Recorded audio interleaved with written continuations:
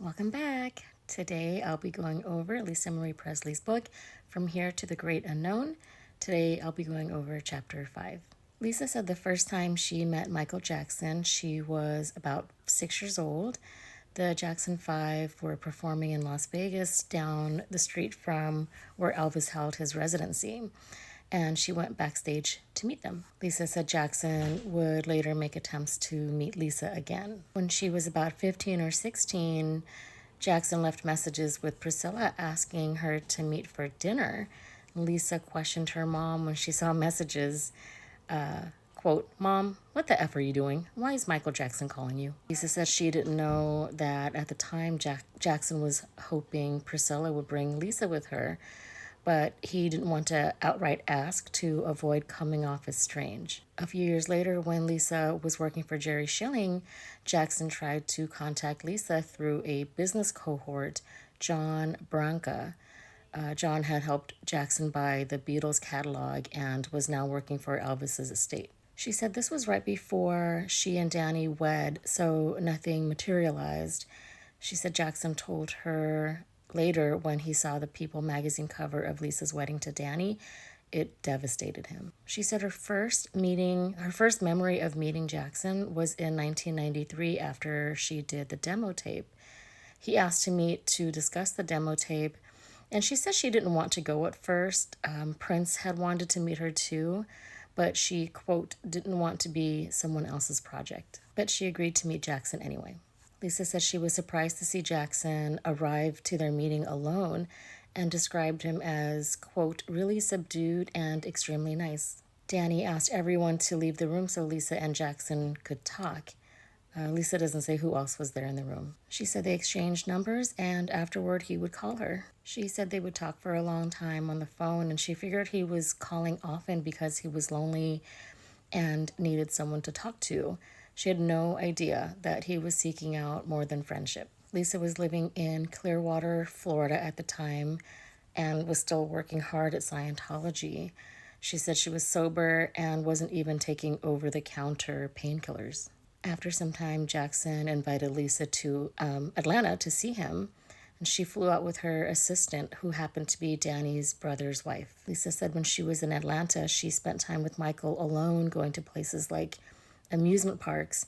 She says, quote, "I don't know why Danny let me do it. Don't know why he trusted me. A mistake." She said she and Jackson continued to talk and hang out for a few months, and then Jackson was accused of child molestation. She said Jackson went into hiding. No one knew where he was.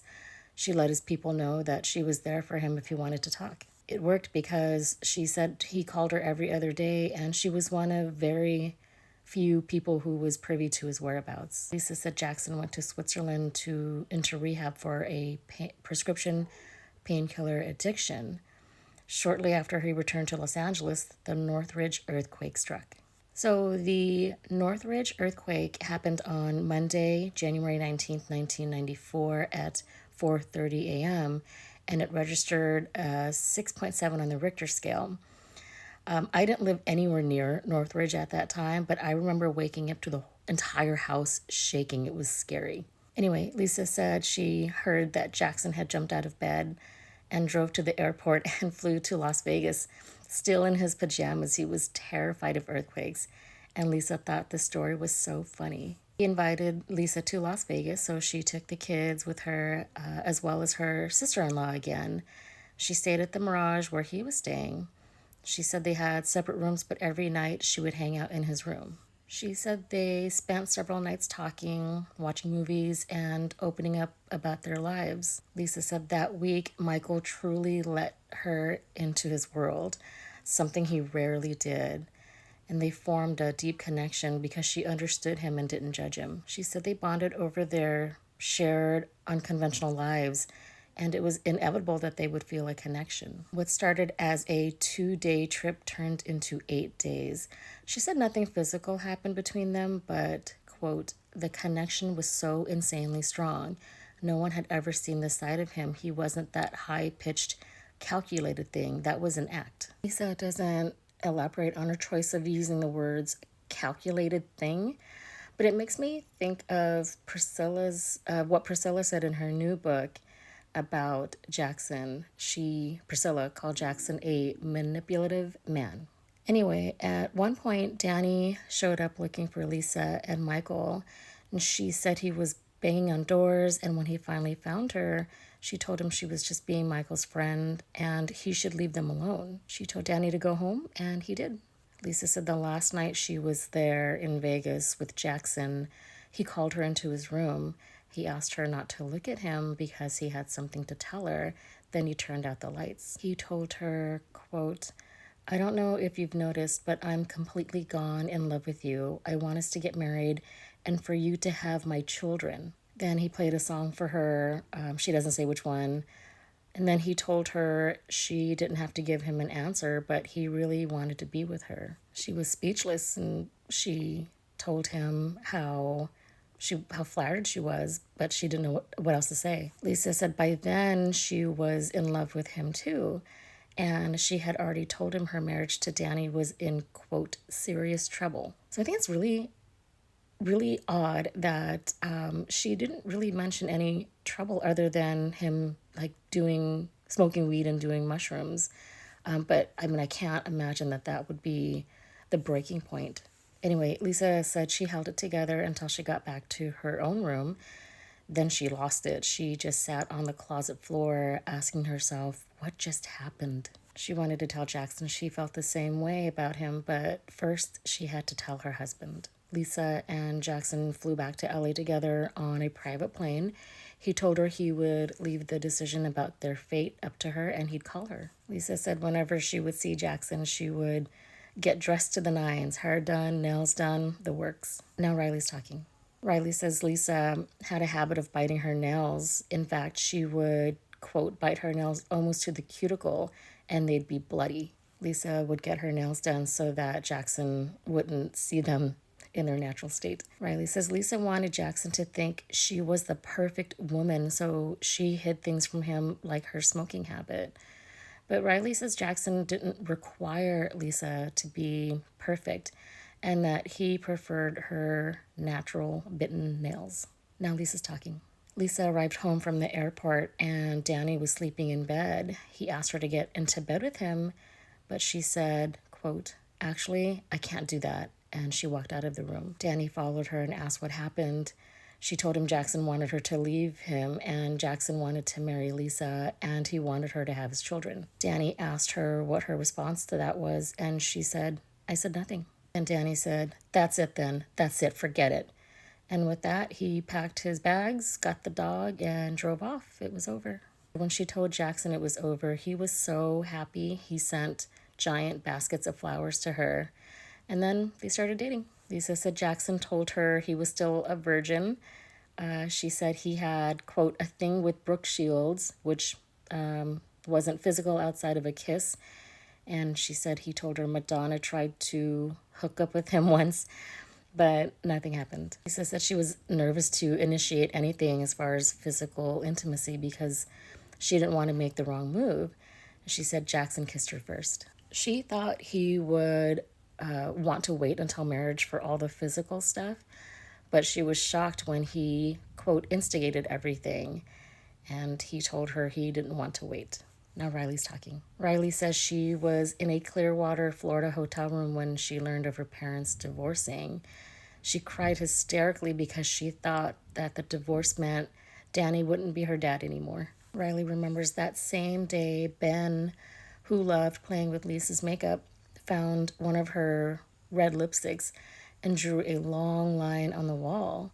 And Riley says she told her parents on Benjamin, but she felt so bad and guilty when she could hear Ben crying after being yelled at. Riley says she carried that guilt for years. Riley believes Jackson deeply understood Lisa, and Lisa was drawn to him because she wanted to help him and related to his sense of being misunderstood. Riley says after the divorce, Danny was heartbroken and spent 3 months traveling through Italy and Mexico. During his trip, he read Bukowski's The Bluebird, which reminded him of Lisa. Danny had wild experiences abroad. He got lost in a jungle after drinking something the locals gave him that caused him to hallucinate. and was rescued by a dog named Searchlight. Danny returned home with a tattoo, a black eye, and dyed orange hair. Riley says she cried, sensing his deep pain, while Benjamin tried to erase the tattoo with an eraser. Now Lisa's talking. Lisa said she and Danny went to the lawyer's office together, and Danny told her, "I don't want anything." And she says there was no prenup, but Lisa insisted he accept something, so she made him take a small amount of money. Lisa said that was just the kind of guy Danny was. He was loyal and selfless. She says he never betrayed her and had always been there for her, even filing for divorce just so she could marry Jackson. Despite everything, Lisa and Danny remained best friends, and they spent every family vacation together. And Riley and Benjamin never witnessed any conflict between them. They made sure the kids' experience was nothing but positive. Now Riley's talking. Riley says Michael Jackson, who they called Mimi because Ben couldn't pronounce Michael, was, quote, larger than life, and he reminded Lisa of Elvis. Riley says Lisa told her Jackson is the only person to come close to being like Elvis. Lisa would have Jackson spend time with the kids long before she disclosed they were in a relationship. And Riley says she doesn't remember being told that Lisa and Jackson were getting married, but she remembers when he started sleeping over. She says whenever Jackson visited, everything stopped. His arrival would send Lisa rushing to get ready. And unlike with anyone else, she didn't make him sign NDAs or hide the tabloids she loved to read. Their relationship quickly became a huge public spectacle. And during major media frenzies, Riley says Lisa kept Riley and Ben at home from school and had security watch them constantly. Riley says, quote, "My mom was really affected by what people wrote about her. She had no siblings to share the burden, nobody who understood what it truly felt like. In a way, she was the princess of America and didn't want to be." She says Lisa wanted to escape fame and its pressures, but she ironically fell in love with one of the most famous people in the world, Michael Jackson. Riley says after Jackson entered their lives, the level of fame skyrocketed beyond anything they expected, especially for Lisa, who rarely considered the consequences of her actions. Lisa and Jackson married in the Dominican Republic just 20 days after her divorce from Danny. Lisa didn't even tell her mother, Priscilla, who only found out when helicopters swarmed her house. And when Priscilla called her to tell her she heard rumors she got married to Michael Jackson, Lisa simply said, "Yep, I did." Now Lisa's talking. Lisa said, quote, "I was actually so happy. I've never been that happy again." She said they secretly married in the Dominican Republic, where the only guests there were two witnesses. So she doesn't say who the witnesses are, but I imagine probably locals, maybe the bodyguards. Anyway, Lisa said she and Jackson enjoyed being alone. Sometimes Jackson would have his main security guy join them, but they'd eventually ditch him so they could be alone. She said they were a normal married couple. They'd run errands together and she'd do his laundry. She said they spent their honeymoon, quote, in the gay neighborhood of Orlando, and we'd walk around and look at real estate and go to Disney World every other day. Lisa said they'd spend all night talking to each other. She said he was sober then, no drugs. She said Jackson was a captivating conversationalist. He avoided talking about himself. Instead, he focused entirely on others. He was genuinely curious, uplifting, and deeply engaged in what people had to say. She said his energy and his presence were extraordinary, something she had only ever experienced before with Elvis, and that she felt, quote, really, really lucky that he let me in. Lisa said, quote, "I fell in love with him because he was normal, just effing normal." So I know the word normal is subjective. I think what Lisa is trying to say here is his normal was her normal. They were both famous from the time they were little and grew up in a type of chaos that was not unusual to them. Anyway, Lisa said he showed her a side of him that was never shown to anyone else. And he would share things with her that his family didn't even know. She doesn't go into what specifically, though. And she said that she wished he was like that more often. She said Jackson wasn't really speaking to his brothers much, but they were surprised it was a, quote, legit relationship, and they thought it was cool. Lisa said Jackson created his own world. If someone would bring up something he wasn't comfortable with, he would snap his fingers, and that person was, quote, out. She said everyone had to be agreeable with him. Lisa said he was appreciative that she was honest and direct, especially since it wasn't directed at him. He admired her protective nature and often relied on her to handle difficult situations, so she would be, quote, the bad cop. Lisa said Jackson respected her opinions and usually agreed with her about the people around him. Well, that is until they began arguing and her honesty was aimed at him. And that was at the end of their relationship. Now Riley's talking. Riley says Jackson lived with them in Hidden Hills, though they occasionally slept at Neverland Ranch. At Hidden Hills, she fell asleep to the sound of coyotes, while at Neverland Ranch, she woke up to a pet giraffe outside her window. At home, Lisa and Jackson lived like an ordinary married couple, driving the kids to school together, though Jackson sometimes brought a chimpanzee along, and no, it was not Bubbles. She says he often sang to them, Happy Birthday, Lisa, from The Simpsons for Lisa, his first solo hit song, Ben, for Benjamin, and You Are Not Alone for Riley. Sorry, I thought I put this on silent. Sorry. After marrying Jackson, Lisa traveled with 10 bodyguards, and crowds would swarm their car, screaming and banging on the windows. Riley says, quote, we weren't allowed to go outside without a hat or sunglasses on. I'm not sure what they thought that would achieve, but I remember hearing my mom and Michael laughing so hard one day as I walked into her closet to find her trying on a ridiculous long red wig. They both had wigs on, all in the vain hope that she and Michael could go into the real world without being recognized. Despite the chaos, though, Lisa and Jackson shared a teasing, sassy relationship, and they had a lot in common. Their families' struggles with poverty, generational addiction, and sudden fame. Riley says Lisa felt at ease with Jackson's family and enjoyed dinners at Havenhurst. However, their marriage was strained by a major disagreement over having children. Jackson wanted kids immediately, but Lisa wasn't sure. Riley says it became a recurring source of conflict, with Michael sometimes saying he'd have children with Debbie Rowe instead, prompting Lisa's jealous response, well, then go F Debbie Rowe. Riley says all she remembers about Debbie Rowe is that she was a kind lady who helped her with her ear infections. Now Lisa's talking. Lisa said Jackson told her one of the fathers of Jackson's accusers, Evan Chandler, was extorting him. And Lisa and others told Jackson to settle the case because it was going to be a nightmare. In regards to Jackson and child molestation, Lisa says, quote, I never saw a goddamn thing like that. I personally would have killed him if I had. So I find it interesting that Lisa would marry someone who was accused of inappropriately touching little kids, when she said she herself had been inappropriately touched when she was a little kid. Anyway, Lisa said she disliked fame and avoided making headlines in the media, but she agreed to the 1995 Diane Sawyer interview to defend and support Jackson against the allegations, feeling that he needed her. She said speaking out led to a lawsuit from Evan Chandler, since Jackson was bound by a confidentiality agreement that they signed, but she wasn't.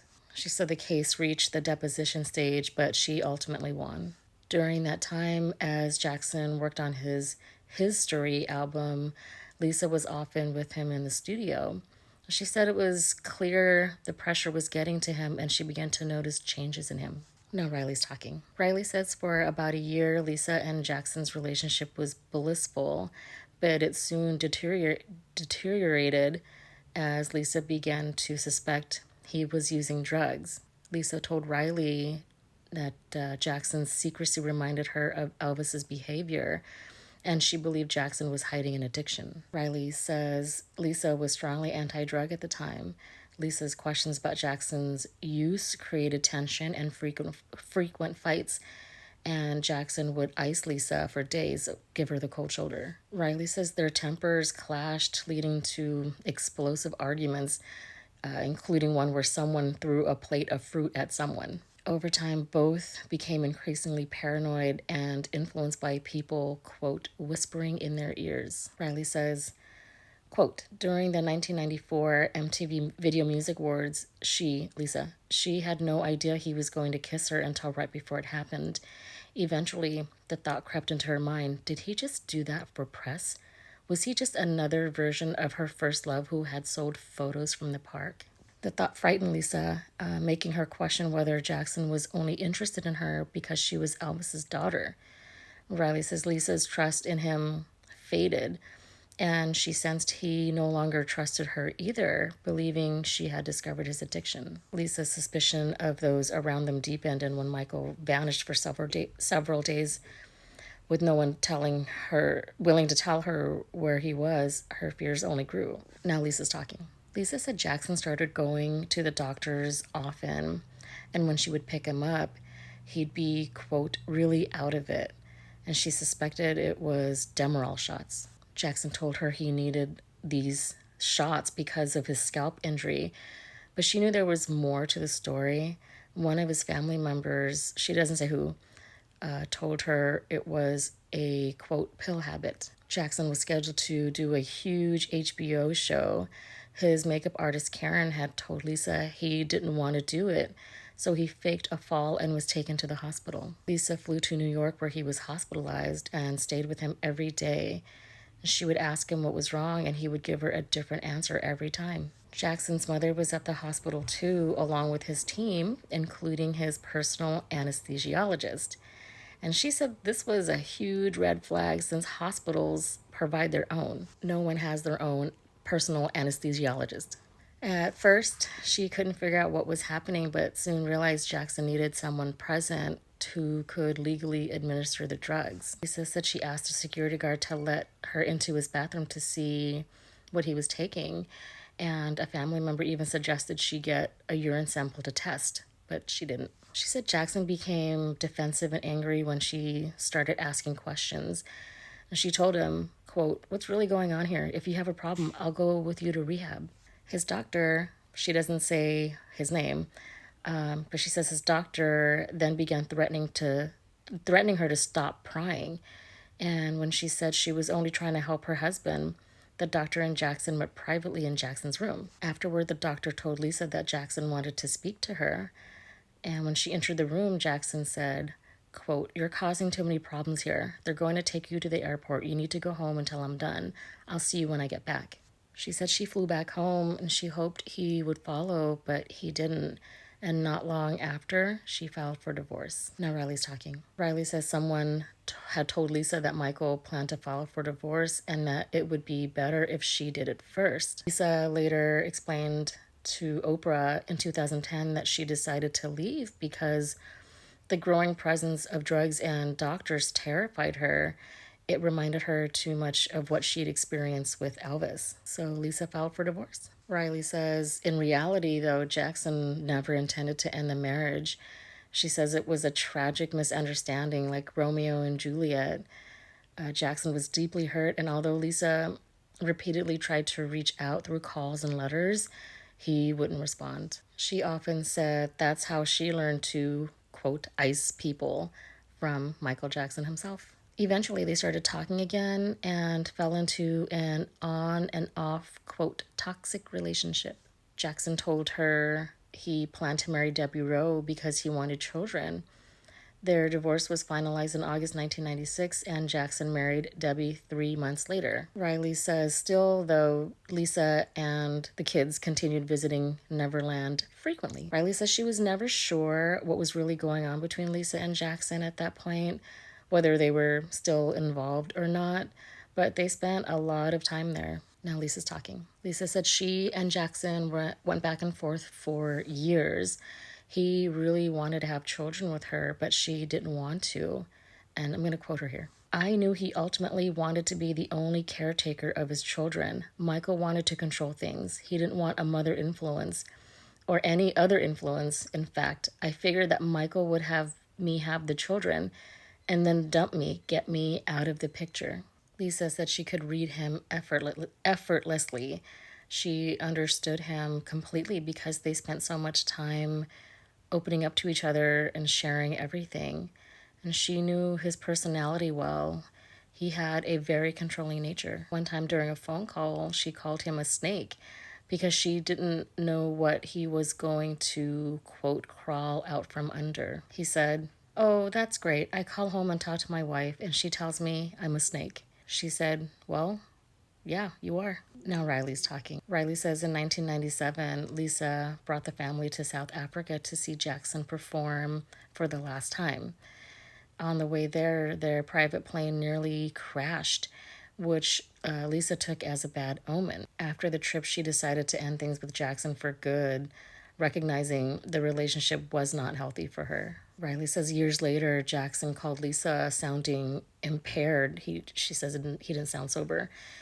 And he told Lisa, quote, "You were right. Everybody around me wants to kill me." It would be the last time the two would speak. When Jackson died, Lisa was in London working on an album.